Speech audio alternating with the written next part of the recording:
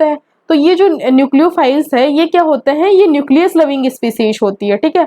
मतलब इन पे nucleus loving species का मतलब हो गया कि ये पॉजिटिव को की तरफ जाने की टेंडेंसी रखती है। तो किस पे अगर पॉजिटिव है पे जाने की टेंडेंसी रखेगा, कौन सा चार्ज रखेगा, पॉजिटिव का अपोजिट कौन सा है, न्यूक्लियो है ना, नेगेटिव चार्ज है। तो न्यूक्लियोफाइल पे कैसा चार्ज आएगा, नेगेटिव चार्ज आएगा। मतलब यहाँ पे क्या रहेगा, इलेक्ट्रॉन का एक्सिस रहेगा न्यूक्लियोफाइल के पास और ये है ना न्यूक्लियस की तरफ अट्रैक्ट होएगा ना, ये न्यूक्लियस लविंग स्पीसीज हो गई। अब हम सबसे पहले देख लेते हैं इलेक्ट्रोफाइल के बारे में, स्टडी कर लेते हैं। इलेक्ट्रॉन लविंग स्पीसीज होती है, बिल्कुल सही बात है। दे आर इलेक्ट्रॉनिकली डेफिशिएंट होती है, बिल्कुल पॉजिटिव चार्ज है इलेक्ट्रोफाइल पे और इलेक्ट्रॉनिकली डेफिशिएंट होती है, खुद के पास कमी होगी तभी तो जिस चीज की अपने पास कमी होती है उसकी तरफ अट्रैक्ट होते हैं। तो electron these are electronically deficient होते हैं, खुद के पास इलेक्ट्रॉन्स की कमी होती है। अटैक कहाँ करेगी, attack at the side that is electronically rich, है ना। क्या चाहिए इसे, इलेक्ट्रॉन चाहिए क्योंकि खुद के पास तो कमी है। तो किस साइड पे अटैक करेगी, उस साइड पे अटैक करेगी जहाँ पे है ना इलेक्ट्रॉन रिच साइड्स होगी, है ना। दीज आर द लुआइस एसिड होते हैं ना। अब जो इलेक्ट्रॉन डेफिशिएंट जो स्पीसीज होती है उनको क्या बोलते हैं, लुआइस एसिड बोलते हैं, because they have the tendency to accept the electron pair, है ना। जिनकी है ना खुद के पास इलेक्ट्रॉन्स की कमी होती है वो क्या कहलाते हैं, लुआइस एसिड कहलाते हैं। और इनकी टेंडेंसी क्या होती है कि इनकी इलेक्ट्रॉन अगर इनके पास आता है तो इलेक्ट्रॉन पेयर को एक्सेप्ट कर लेते हैं फ्रॉम द एक्सटर्नल सोर्स, ये इनकी टेंडेंसी रहती है। तो ये तो हुआ इलेक्ट्रोफाइल के बारे में। अब हम देखते हैं कि न्यूक्लियोफाइल क्या होते हैं। अब न्यूक्लियस लविंग स्पीसीज है, मतलब पॉजिटिव, न्यूक्लियस पे कैसा चार्ज होता है, न्यूक्लियस में प्रोटॉन होते हैं, प्रोटॉन पे पॉजिटिव चार्ज रहता है, मतलब ये पॉजिटिव चार्ज लविंग स्पीसीज है। मतलब खुद के पास भर भर के नेगेटिव है, भर भर के नेगेटिव होने का मतलब हो गया these are the electronically rich species होती है, राइट। अब अगर खुद के पास बहुत सारा नेगेटिव चार्ज है तो उसके अपोजिट कौन सा चार्ज होता है, पॉजिटिव होता है। तो कहाँ पे ये अटैक करेगी, पॉजिटिव चार्ज एक्सेस होने का मतलब हो गया कि वहां पे इलेक्ट्रॉनों की कमी है। तो attack at the side that is the electronically deficient, right. अब दीज आर द लुआइस एसिड, अब जिनकी क्या टेंडेंसी होती है, जो इलेक्ट्रॉन पेयर देने की जो टेंडेंसी होती है ना जिन स्पीसीज की, है ना, डोनेट करने की, उनको क्या बोलते हैं हम, लुआइस बेस बोलते हैं। So these are the Lewis base because these have the tendency to donate its electron pair। इनकी जो खुद के पास इनके पास जो भर भर के जो चार्ज रहता है, नेगेटिव चार्ज रहता है, उसको ये डोनेट करने की इनकी टेंडेंसी रहती है। इसीलिए जो न्यूक्लियोफाइल्स क्या कहलाते हैं,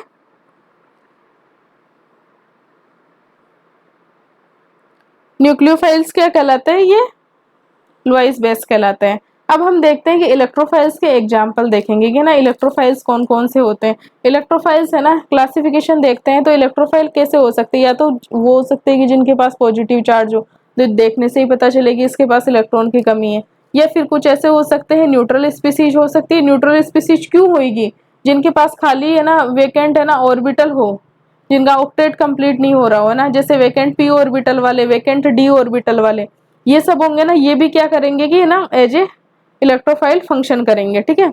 अब सबसे पहले तो हम देखते हैं पॉजिटिव चार्ज वाली कौन कौन सी इलेक्ट्रोफिलिक स्पीसीज है। जैसे कि H+ हो गया, कोई एल्काइल, R+ का मतलब हो गया कोई भी एल्काइल ग्रुप हो गया, है ना, इसका इनडायरेक्टली मतलब हो गया कार्बोकेटाइन, ठीक है। क्लोरीन पे प्लस हो गया, ब्रोमोनियम हो गया, आइडोनियम हो गया, ठीक है। ये एसाइलियम हो गया, नाइट्रोनियम हो गया, NO2+ है ना, और NO+ हो गया, नाइट्रोसोनियम हो गया, ये डाइजोनियम साल्ट वेरी फेमस है ना, इंटरमीडिएट स्पीसीज है, डाइजोनियम साल्ट हो गया। ये सब कैसे हैं, पॉजिटिव चार्ज इलेक्ट्रोफिलिक स्पीसीज है। लेकिन अगर हम बात करें NH4+, अब ये है ना NH4+ है, पॉजिटिव चार्ज है, लेकिन अगर इसके पास है ना, ये इलेक्ट्रोफाइल की तरह बिहेव क्यों नहीं कर सकता, क्योंकि इस नाइट्रोजन के पास कोई वैकेंट ऑर्बिटल नहीं है इलेक्ट्रॉन लेने के लिए बाहर से, तो ये इलेक्ट्रोफाइल नहीं है। इसी प्रकार है ना जो ट्राई एल्काइल जो अमोनिया है वो भी है ना इलेक्ट्रोफाइल नहीं है, क्योंकि इसके पास है ना पॉजिटिव चार्ज तो है पर इनके पास वैकेंट ऑर्बिटल नहीं है इलेक्ट्रॉन लेने के लिए, तो ये है ना इलेक्ट्रोफाइल नहीं है, अमोनियम और ट्राइएल्काइल अमोनियम आयन, ठीक है। अगर हम बात करते हैं, अब आती है species, neutral species. Positive charge वाली स्पीसीज तो देखते ही पता चल जाएगी, क्योंकि वहां पे वो मतलब एक तरीके से इलेक्ट्रॉन की डेफिशिएंसी है, तभी तो पॉजिटिव चार्ज आया है किसी स्पीसीज पे। अब दूसरी होती है species having vacant D orbital. ये हमें कैसे ध्यान रखनी पड़ेगी, ये हमारे एक्सपीरियंस से हमें पता होगा तब, ठीक है। अब जैसे कि BF3 है ना, BCl3, अब बोरोन के है ना वैलेंस शेल में 3 इलेक्ट्रॉन है और 3 इलेक्ट्रॉन ये फ्लोरीन देगा, ठीक है। तो ऑक्टेट में इसके में है ना कितने इलेक्ट्रॉन, 6 इलेक्ट्रॉन है, तो ऑक्टेट इनकम्प्लीट है। इसका एक है ना, इसका sp2 हाइब्रिडाइजेशन है, हमने पहले भी देखा है ना, इनऑर्गेनिक में पढ़ा है कैसे हाइब्रिडाइजेशन निकालते हैं। तो इसके पास एक वेकेंट p ऑर्बिटल भी रहेगा, ठीक है। तो इन सब के पास क्या है कि वेकेंट p ऑर्बिटल है ना। BCl3 के पास, BBr3 के पास, ये डाइक्लोरोकार्बीन है, इसके पास भी वेकेंट p ऑर्बिटल है ना, ठीक है। तो ये है ना, due to the presence of the vacant p orbital they behave as a electrophile. अब होती है species having vacant d orbital. Vacant d orbital वाली कुछ स्पीसीज होती है वो भी एज ए इलेक्ट्रोफाइल फंक्शन करती है, जैसे कि FeCl3 और FeCl2। ये क्या, ये भी क्या है ना, इनके पास है ना कौन सा वेकेंट है ना, d ऑर्बिटल है ना, ठीक है। इसीलिए क्या करती है, एज ए इलेक्ट्रोफाइल ये फंक्शन करती है। न्यूट्रल स्पीसीज है FeCl3 FeCl2 जो कि इलेक्ट्रोफाइल फंक्शन करती है। एक जो तीसरी इंपॉर्टेंट कैटेगरी आती है, species having low lying sigma anti bonding molecular orbital है ना, ठीक है। जिनके पास है ना लो lying sigma anti bonding molecular orbital होता है ना, वो भी है ना स्पीसीज कैसे फंक्शन करती है, एज ए इलेक्ट्रोफाइल फंक्शन करती है।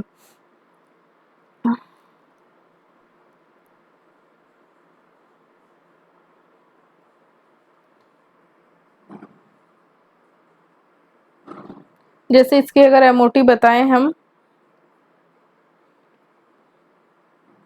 जैसे कि ये न्यूट्रल स्पीसीज है ना, ठीक है। अब ये न्यूक्लियोफाइल है ना, इस ये बॉन्ड बना हुआ है कार्बन और ये जो लिविंग ग्रुप है ना का ये बॉन्ड बना हुआ है, ठीक है। तो इसके अपोजिट जो एंटी बॉन्डिंग ऑर्बिटल है उसकी क्या होती है कि एनर्जी है ना कम रहती है। तो जो न्यूक्लियोफाइल होएगा ना वो इस पे अटैक करेगा है ना। न्यूक्लियोफाइल कौन सी साइड पे अटैक करता है, जिस साइड पे है ना पॉजिटिव चार्ज रहता है। तो ये वाला तो है ना अपने इलेक्ट्रॉन पेयर को लेके निकल जाएगा लिविंग ग्रुप के रूप में है ना, ठीक है। और ये जो कार्बन होगा ना एज है ना कार्बोकेट है ना इलेक्ट्रोफाइल फंक्शन करेगा यहाँ पे, ठीक है। जैसे कि ना अब ये लिविंग ग्रुप कौन कौन सा हो सकता है, chlorine, bromine, iodine, diazonium, N2+ है ना, OH2, OTS, OBS, OMS, OTF है ना, ये सब हो सकता है। SN2 मैकेनिज्म होगी ना एक तरीके से, बैक साइड अटैक एंड ये लिविंग ग्रुप का एलिमिनेशन, SN2 मैकेनिज्म होगी और ये ट्रांजिशन स्टेट बनेगी, ठीक है। तो ये है ना यहाँ पे ना ये जो कार्बन है ना एज ए इलेक्ट्रोफाइल फंक्शन कर रहा है बिकॉज ऑफ द जो हेलोजन है ना उसका लो lying sigma anti bonding molecular orbital है। तो उसमें जो न्यूक्लियोफाइल है ना अपने इलेक्ट्रॉन दे देगा और ये रिमूव हो जाएगा और ये जो कार्बन होगा एज ए इलेक्ट्रोफिलिक सेंटर यहाँ पे फंक्शन करेगा। अब जो जैसे होते हैं Br2 हो गया, Cl2 हो गया, ये जो डाई हेलोजेंस हो गए या फिर ये इंटर हेलोजेंस हो गए, ये भी है ना बिहेव करते हैं as a electrophile because of the low lying sigma anti bonding molecular orbital. जैसे कि ये Br है। अब इसका जो सिग्मा एंटी बॉन्डिंग मॉलिक्यूलर है ये सिग्मा बॉन्डिंग हो गया, इसके अपोजिट जो सिग्मा एंटी बॉन्डिंग, अगर इसमें इलेक्ट्रॉन देंगे तो ये बॉन्ड तो टूटेगा ना।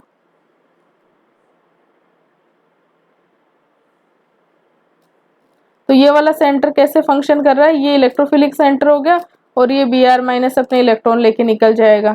तो ये जो जो एंटी बॉन्डिंग ऑर्बिटल के अपोजिट जो एंटी बॉन्डिंग ऑर्बिटल है उसकी जो है ना लो लाइंग है, मतलब उसके एनर्जी कम है, उसमें इजीली इलेक्ट्रॉन दिए जा सकते हैं, जिससे क्या होगा कि बॉन्डिंग है ना, जो बॉन्ड है ना वो ब्रेक हो जाएगा अगर किसी एंटी बॉन्डिंग में इलेक्ट्रॉन जाता है, ठीक है।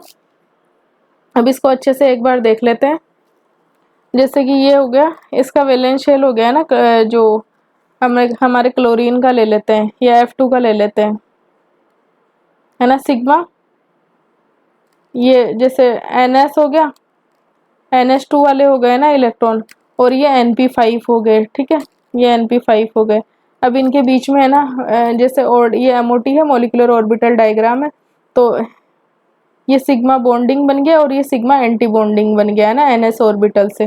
फिर जो NP ऑर्बिटल की ओवरलैपिंग से है ना ये सिग्मा बॉन्डिंग बना, फिर दो है ना पाई है ना ये बने, दो पाई बॉन्ड है ना पाई ऑर्बिटल बने हैं ना, ठीक है। फिर दो पाई एंटी बॉन्डिंग बने और ये सिग्मा एंटी बॉन्डिंग बन गया। अब इसमें 10 इलेक्ट्रॉन का डिस्ट्रीब्यूशन करना है, तो 1 2 3 4 5 6 यहाँ तक चले गए, फिर 7 8 9 10 है ना इन पाई ऑर्बिटल्स में आ गए। ये कैसा है, ये जो एंटी बॉन्डिंग ऑर्बिटल है ना सिग्मा स्टार है ना, ठीक है। तो अगर इलेक्ट्रॉन जाते हैं तो हम देखते हैं कि जो बॉन्ड ऑर्डर होता है वो क्या होता है, हाफ है ना number of electron in A bonding orbital minus number of electron in A anti bonding orbital, यही होता है। अगर हम इस ऑर्बिटल में अगर इलेक्ट्रॉन हम दे देते हैं तो ये जो जिन दो एटम्स के बीच में है ना आपस में जो बॉन्ड हो रहा है वो तो ब्रेक हो जाएगा, क्योंकि एंटी बॉन्डिंग में इलेक्ट्रॉन जा रहा है, तो ये कैसा है, वेकेंट है ना, सिग्मा एंटी बॉन्डिंग है, जो कि जिसे है ना लो lying sigma anti bonding molecular orbital भी हम कहते हैं, ठीक है। अब जैसे ये एग्जांपल लेते हैं ना, जैसे ये है ना, इसका सिग्मा एंटी बॉन्डिंग है, ये कोई इलेक्ट्रोफाइल है ना, इसका ये सिग्मा एंटी बॉन्डिंग है, ये न्यूक्लियोफाइल है, ये अपना इलेक्ट्रॉन इस न्यूक्लियोफाइल होगा, इस एंटी बॉन्डिंग में अपना इलेक्ट्रॉन देगा, ये एक्स माइनस की फॉर्म में अब इस बॉन्ड के इलेक्ट्रॉन निकल जाएगा, और इस पे कैसा ये एक्स होगा ना, इस पे पार्शली पॉजिटिव चार्ज रहेगा, ये तो पाई कॉम्प्लेक्स बन गया, और ये फिर ये साइक्लिक हेलोनियम आयन बन गया, ठीक है। ये एक्स माइनस की फॉर्म में यहाँ से बाहर निकल गया। तो ये है ना, ड्यू टू द ये जो sigma anti bonding molecular orbital में न्यूक्लियोफाइल अपने इलेक्ट्रॉन दे देता है, और जो लिविंग ग्रुप होता है ना वो निकल जाता है ना, ठीक है, इलेक्ट्रॉन लेके बॉन्ड के। और ये जो सेंटर रहता है ना, जिसके एंटी बॉन्डिंग मॉलिक्यूलर पे अटैक करता है न्यूक्लियोफाइल, वो एज ए इलेक्ट्रोफाइल यहाँ पे फंक्शन करता है।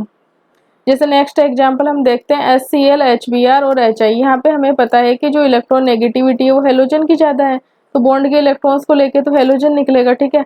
अब ये इस जो X और H के बीच में ये जो बॉन्ड है, इसका जो अपोजिट है ना, एक एंटी बॉन्डिंग मॉलिक्यूलर ऑर्बिटल है, उसमें है ना ये पाई इलेक्ट्रॉन डेंसिटी इसमें दी जाएगी, जिससे ये बॉन्ड टूटेगा, ठीक है।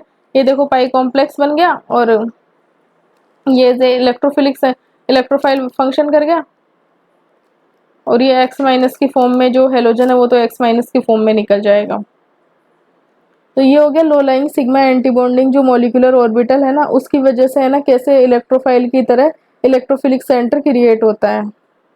नेक्स्ट एग्जांपल है पाई बॉन्डेड मॉलिक्यूल्स। पाई बॉन्डेड मॉलिक्यूल्स में क्या होता है कि जब है ना जगह जैसे कि ए और बी है, अगर कोई दो पाई बॉन्डेड मॉलिक्यूल है, अगर ए और बी की इलेक्ट्रोनेगेटिविटी में डिफरेंस होता है ना, तो ये जो पाई बॉन्ड के इलेक्ट्रॉन्स है ना मोर इलेक्ट्रोनेगेटिव एटम की तरफ ट्रांसफर हो जाएंगे, और जो दूसरा एटम रहेगा उस पर पार्शली पॉजिटिव चार्ज आ जाएगा, जिससे क्या करेगा कि ये इलेक्ट्रोफिलिक सेंटर है ना क्रिएट हो गया। Due to the electronegativity difference between the pi bonded atoms, pi bond electron density shift towards a more electronegative atom, so electron density at the less electronegativity atom generate, है ना। So molecule कैसे behave करेगा, as a electrophile molecule function करेगा।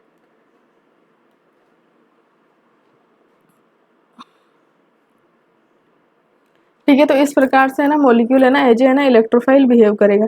जैसे है ना ए triple bond से अगर कोई ये बॉन्ड जुड़ा है, अगर बी की इलेक्ट्रोनेगेटिविटी ज़्यादा है ए से, तो ये जो बॉन्ड के इलेक्ट्रॉन है ना बी की तरफ है ना शिफ्ट हो जाएंगे, और ए पे क्या होगा कि इलेक्ट्रॉन डेफिशिएंसी क्रिएट हो जाएगी, जिससे क्या होगा ए कैसा फंक्शन करेगा, एज ए इलेक्ट्रोफाइल फंक्शन करेगा। अब इसका एग्जाम्पल देख लेते हैं।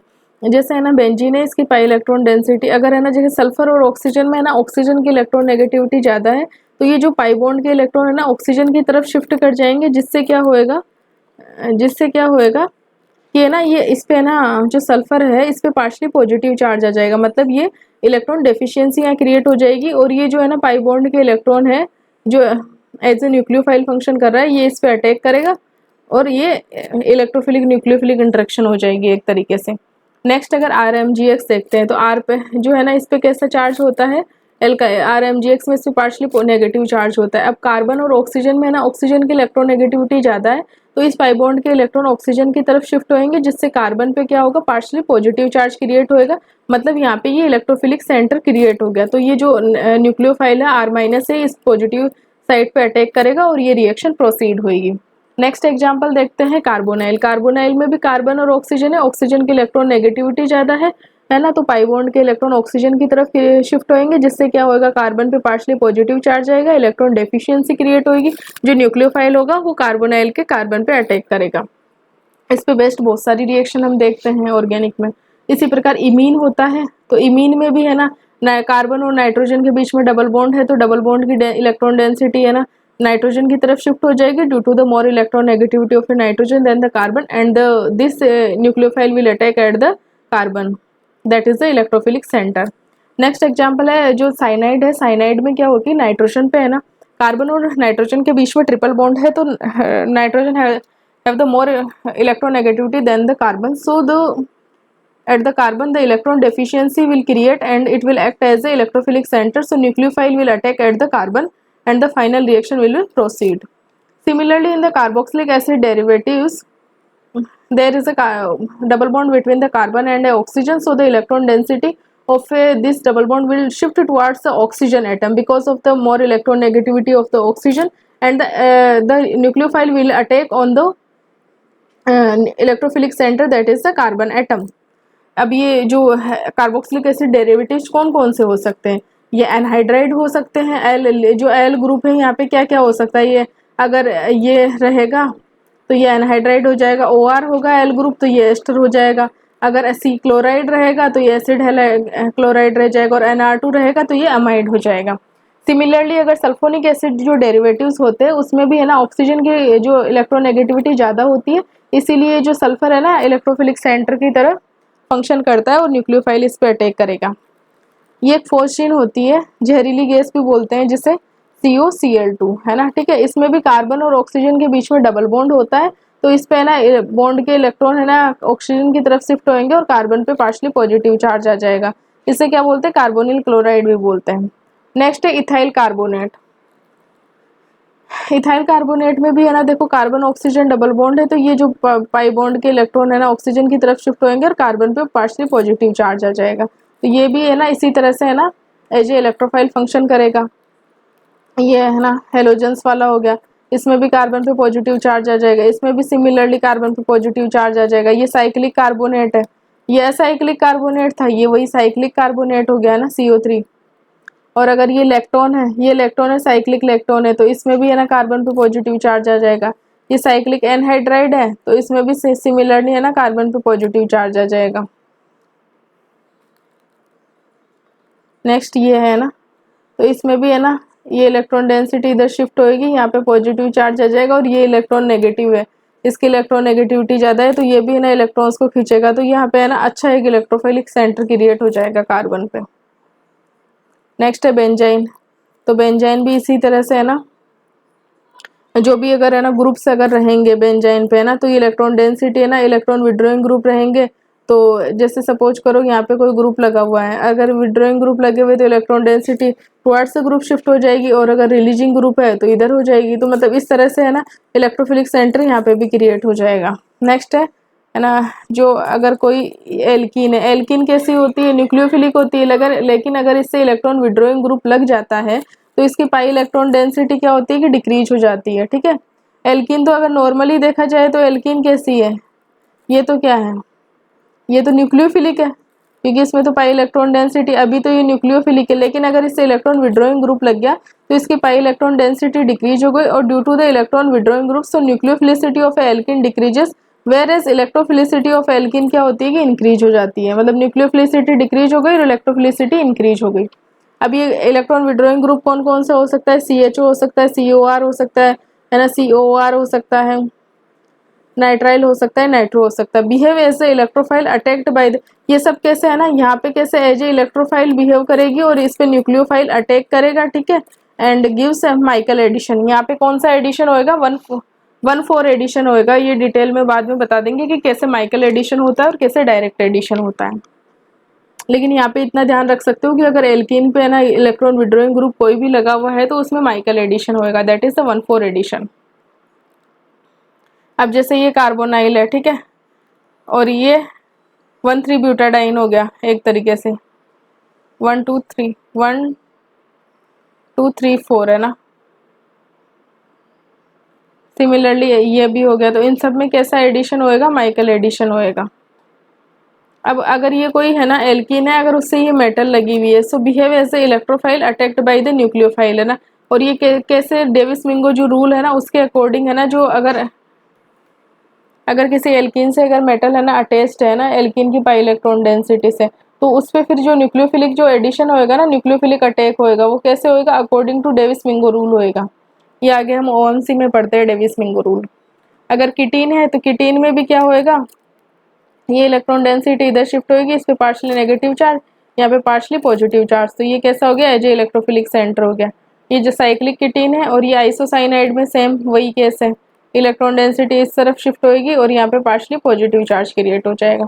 तो ये होता है अगर कोई डबल बॉन्ड से अगर दो एटम जुड़े हुए हो और दोनों की इलेक्ट्रोनेगेटिविटी में डिफरेंस हो, तो इस कारण क्या होगा कि जिसकी इलेक्ट्रोनेगेटिविटी ज़्यादा होएगी उसकी तरफ है ना इलेक्ट्रॉन डेंसिटी का शिफ्ट हो जाएगा, और जो दूसरा एटम रहेगा वो इलेक्ट्रॉनिकली डेफिशिएंट हो जाएगा, उस पे है ना वो इलेक्ट्रोफिलिक नेचर उसका हो जाएगा।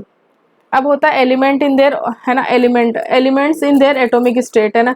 जैसे एटॉमिक स्टेट ऑक्सीजन की है तो वो O है ना, और सल्फर की एस है, तो ये एलिमेंटल स्टेट में है ना कैसे एज ए इलेक्ट्रोफाइल है ना फंक्शन करेंगे Lewis acid, as a Lewis acid, ठीक है। तो जैसे ये न्यूक्लियोफाइल हो गया जिसके पास जो इलेक्ट्रॉन है, इसीलिए लुईस बेस कहलाया, ये अपने इलेक्ट्रॉन के साथ इस पे अटैक करा है एलिमेंटल ऑक्सीजन पे और ये बना लिया O3 मॉलिक्यूल बना लिया जिससे कि हम ओजोन कहते हैं, ठीक है। अब है क्लासिफिकेशन ऑफ ए न्यूक्लियोफाइल। तो ये हम है ना क्लासिफिकेशन ऑफ जो न्यूक्लियोफाइल है नेक्स्ट क्लास में ले लेंगे। इसमें शॉर्ट शॉर्ट क्लासेस बनाएंगे ताकि आपको देखने में इंटरेस्टिंग लगे। क्लासिफिकेशन ऑफ है, चलो क्लासिफिकेशन ऑफ ए न्यूक्लियोफाइल ले लेते, फिर रिएक्शन मैकेनिज्म नेक्स्ट क्लास में ले लेंगे, ये छोटा ही है। तो क्लासिफिकेशन ऑफ ए न्यूक्लियोफाइल में पहली बात, या तो नेगेटिवली चार्ज रहेगी, नेगेटिव चार्ज का मतलब है कि उसके पास इलेक्ट्रॉन एक्सिस में है, या स्पीसीज जिसके पास लोन पेयर हो, या फिर ऑर्गेनोमेटेलिक रिएजेंट में क्या होता है कि जो है ना कार्बन रहता है ना उस पर नेगेटिव चार्ज रहता है, या फिर पाई बॉन्डेड मॉलिक्यूल्स हो जिसपे इलेक्ट्रॉन रिलीजिंग ग्रुप लगा हुआ। नेगेटिव चार्ज वाली में जैसे कि क्लोराइड आयन हो गया, bromide, iodide, OH minus, SH minus, SR minus, OAC minus, OPH, OR minus, cyanide, ये सब क्या है नेगेटिव चार्ज है। स्पीसीज हैविंग लोन पेयर वाले में एग्जांपल में देखते हैं, जैसे ऑक्सीजन पे 2 लोन पेयर होते हैं तो ऑक्सीजन वाले H2O ROH, सल्फर पे भी 2 लोन पेयर होते हैं, ऑक्सीजन फैमिली वाले, नाइट्रोजन फैमिली वाले, इनके पास क्या होता है कि लोन पेयर होते हैं। तो ये कैसे है ना एज ए न्यूक्लियोफाइल फंक्शन कर सकते हैं, जैसे कि 2 डिग्री अमीन, 1 डिग्री अमीन, ये फिनोल हो गया, ठीक है। ऑर्गेनोमेटेलिक रिएजेंट में क्या होता है कि जो कार्बन पे है ना ऑर्गेनो ये मेटल के साथ जुड़े होते हैं। अब मेटल की टेंडेंसी तो क्या होती है पॉजिटिव चार्ज रखने की होती है, तो जो कार्बन पे क्या होता है कि यहाँ पे नेगेटिव चार्ज आ जाता है, ठीक है। तो जैसे कि RMGX जिसे ग्रिग्नार्ड रिएजेंट बोलते हैं, ऑर्गेनोलिथियम हो गया, ये R2CuLi को हम बोलते हैं जिनमाल रिएजेंट बोलते हैं, ये डाई एल्काइल जिंक हो गया, डाई एल्काइल कैडमियम हो गया, ठीक है। इनमें जो जो कार्बन होता है, जो ऑर्गेनो का मतलब हो गया कार्बन वाला पार्ट है ना, जो भी एल्काइल रिंग या जो भी लगा रहता है उसमें नेगेटिव चार्ज रहता है, ठीक है। वो एज ए मतलब एनाइन उस पर नेगेटिव चार्ज रहता है, एज ए एनाइन रहती है, तो वो एज ए न्यूक्लियोफाइल फंक्शन कर सकती है। अब पाई बॉन्डेड मॉलिक्यूल्स हो गए, जैसे कि है ना सिंपली अगर है ना एल्कीन है, या फिर इसके साथ है ना सिंपल एल्कीन हो गई, या फिर इसके साथ कोई भी है ना इलेक्ट्रॉन रिलीजिंग ग्रुप लग गया ना, जैसे कि इलेक्ट्रॉन रिलीजिंग ग्रुप कौन सा हो सकता है, कोई भी हो गया। अगर यहाँ पे ये ऑक्सीजन है,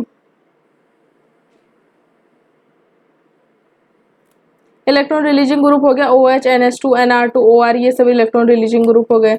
ये अगर ये ऑक्सीजन है तो ये भी इसके जो नेगेटिव जो लोन पेयर है ना इधर शिफ्ट होंगे, तो ये भी है ना एज ए न्यूक्लियोफाइल फंक्शन करेगी, ये भी न्यूक्लियोफाइल फंक्शन करेंगी। बेंजीन भी है ना न्यूक्लियोफिलिक नेचर होता है ना इसका, ये भी एज ए न्यूक्लियोफाइल फंक्शन करेगी। अगर कोई बेंजीन पे कोई ग्रुप लगा हुआ है जो है ना इलेक्ट्रॉन रिलीजिंग ग्रुप है, जैसे कि OH हो गया, NH2 हो गया, तो इसकी न्यूक्लियोफिलिसिटी को इंक्रीज कर देंगे। एल्काइन होगा वो भी एज ए जो है ना पाई बॉन्डेड है ना मॉलिक्यूल्स होंगे, उसमें एज ए न्यूक्लियोफाइल फंक्शन करेगी।